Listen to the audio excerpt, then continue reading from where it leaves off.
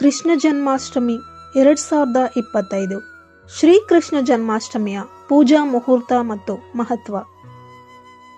ಈ ವರ್ಷ ಶ್ರೀಕೃಷ್ಣ ಜನ್ಮಾಷ್ಟಮಿಯನ್ನು ಆಗಸ್ಟ್ 16ರಂದು ಆಚರಿಸಲಾಗುತ್ತದೆ.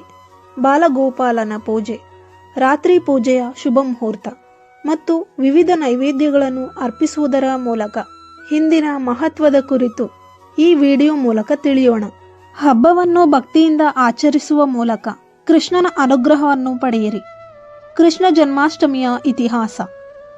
ಕೃಷ್ಣ ಜನ್ಮಾಷ್ಟಮಿ ಅಥವಾ ಜನ್ಮಾಷ್ಟಮಿ ಎಂದು ಕರೆಯಲ್ಪಡುವ ಈ ಹಬ್ಬವು ಭಾರತದ ಪ್ರಮುಖ ಹಿಂದೂ ಹಬ್ಬಗಳಲ್ಲಿ ಒಂದಾಗಿದೆ. ಇದು ಶ್ರೀಕೃಷ್ಣನ ಜನ್ಮವನ್ನು ಆಚರಿಸುತ್ತದೆ. ಹಿಂದೂ ಪುರಾಣಗಳ ಪ್ರಕಾರ ಕೃಷ್ಣನು ಪ್ರೀತಿ, ಕರುಣೆ ಮತ್ತು ಭಕ್ತಿಯ ದೇವರು.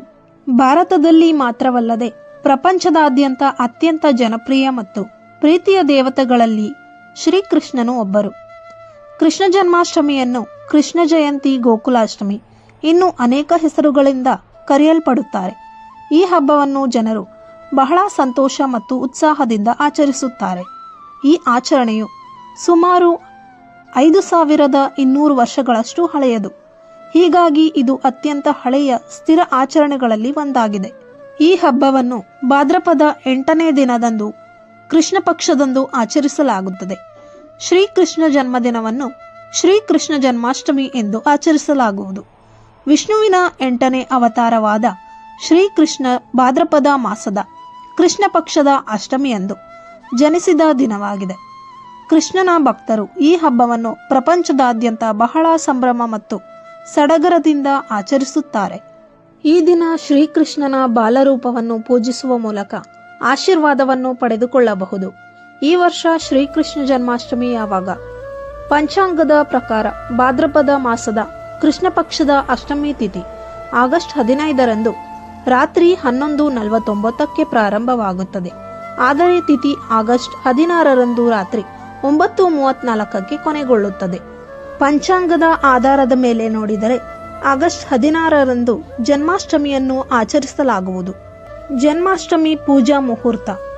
ಜನ್ಮಾಷ್ಟಮಿಯಂದು ಪೂಜೆಗೆ ಶುಭ ಸಮಯ ಆಗಸ್ಟ್ 16ರಂದು ಬೆಳಗ್ಗೆ 12:04ರಿಂದ ಪ್ರಾರಂಭವಾಗಿ 12:47ರವರೆಗೆ ಇರುತ್ತದೆ. ಈ ಸಂದರ್ಭದಲ್ಲಿ ನಿಮಗೆ ಪೂಜೆಯಲ್ಲಿ ಒಟ್ಟು 43 ನಿಮಿಷಗಳು ಸಿಗುತ್ತದೆ. ಈ ಸಮಯ ಪೂಜೆಗೆ ಅತ್ಯಂತ ಶುಭ ಎಂದು ಹೇಳಲಾಗುತ್ತದೆ. ಶ್ರೀಕೃಷ್ಣ ಜನ್ಮಾಷ್ಟಮಿಯ ಪೂಜಾ ವಿಧಾನ. ಜನ್ಮಾಷ್ಟಮಿಯ ದಿನದಂದು ಮುಂಜಾನೆ ಬೇಗ ಎದ್ದು ಸ್ನಾನ ಮಾಡಿ ಮನೆಯ ದೇವರ ಕೋಣೆಯನ್ನು ಸ್ವಚ್ಛಗೊಳಿಸಿ, ಮನೆಯ ದೇವರ ಕೋಣೆಯನ್ನು ಹೂವಿನಿಂದ ಅಲಂಕರಿಸಿ, ದೀಪವನ್ನು ಬೆಳಗಿಸಿ, ಎಲ್ಲ ದೇವರುಗಳಿಗೆ ಜಲಾಭಿಷೇಕವನ್ನು ಮಾಡಿ ಈ ದಿನ ಶ್ರೀಕೃಷ್ಣನ ಮಗುವಿನ ರೂಪವನ್ನು ಅಂದರೆ ಬಾಲಗೋಪಾಲನನ್ನು ಪೂಜಿಸಲಾಗುತ್ತದೆ. ಈ ದಿನ ಬಾಲಗೋಪಾಲನನ್ನು ಉಯ್ಯಾಲೆಯಲ್ಲಿ ಕೂರಿಸಿ ನಿಮ್ಮ ಇಚ್ಛೆಯಂತೆ ಗೋಪಾಲನಿಗೆ ಲಡ್ಡುವನ್ನು ಅರ್ಪಿಸಿ. ಈ ದಿನದಂದು ರಾತ್ರಿಯ ಪೂಜೆಯ ಸಮಯವು ಮುಖ್ಯವಾಗಿದೆ, ಏಕೆಂದರೆ ಭಗವಾನ್ ಶ್ರೀಕೃಷ್ಣನು ರಾತ್ರಿಯಲ್ಲಿ ಜನಿಸಿದ್ದು. ಈ ಹಬ್ಬದಂದು ಮರೆಯದೆ ಕೃಷ್ಣನಿಗೆ ಪ್ರಿಯವಾದ ನವಿಲುಗರಿಯನ್ನು ಕೂಡ ಬಾಲಕೃಷ್ಣನ ಬಳಿ ಇಟ್ಟು ಪೂಜೆ ಮಾಡಬಹುದು. ರಾತ್ರಿ ಶ್ರೀಕೃಷ್ಣನ ವಿಶೇಷ ಪೂಜೆಯನ್ನು ಮಾಡಿ ಗೋಪಾಲನಿಗೆ ಬೆಣ್ಣೆ, ಕಲ್ಲು ಸಕ್ಕರೆ, ಹಣ್ಣುಗಳು, ಸಿಹಿ ತಿಂಡಿಗಳು ಮತ್ತು ಒಣ ಹಣ್ಣುಗಳನ್ನು ಅರ್ಪಿಸಿ. ನೈವೇದ್ಯವನ್ನು ಅರ್ಪಿಸಿದ ನಂತರ ಶ್ರೀಕೃಷ್ಣನಿಗೆ ಆರತಿಯನ್ನು ಮಾಡಿ. ಅಲ್ಲದೆ ಈ ಹಬ್ಬದಂದು ಎಲ್ಲೆಡೆ ಕೃಷ್ಣರಾಧರ ವೇಷವನ್ನು ಚಿಕ್ಕ ಮಕ್ಕಳಿಗೆ ಧರಿಸಿ ಖುಷಿ ಪಡುತ್ತಾರೆ. ಎಲ್ಲ ನನ್ನ ಬಂಧು ಮಿತ್ರರಿಗೆ ಶ್ರೀಕೃಷ್ಣ ಜನ್ಮಾಷ್ಟಮಿಯ ಶುಭಾಶಯಗಳು.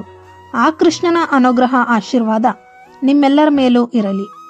ಸ್ನೇಹಿತರೆ, ಈ ಮಾಹಿತಿ ನಿಮಗೆ ಇಷ್ಟವಾಗಿದ್ದಲ್ಲಿ ತಪ್ಪದೇ ಲೈಕ್ ಮಾಡಿ, ಶೇರ್ ಮಾಡಿ ಮತ್ತು ನಮ್ಮ ಯೂಟ್ಯೂಬ್ ಚಾನಲ್ ಅನ್ನು ಸಬ್ಸ್ಕ್ರೈಬ್ ಮಾಡಿ. ಧನ್ಯವಾದಗಳು.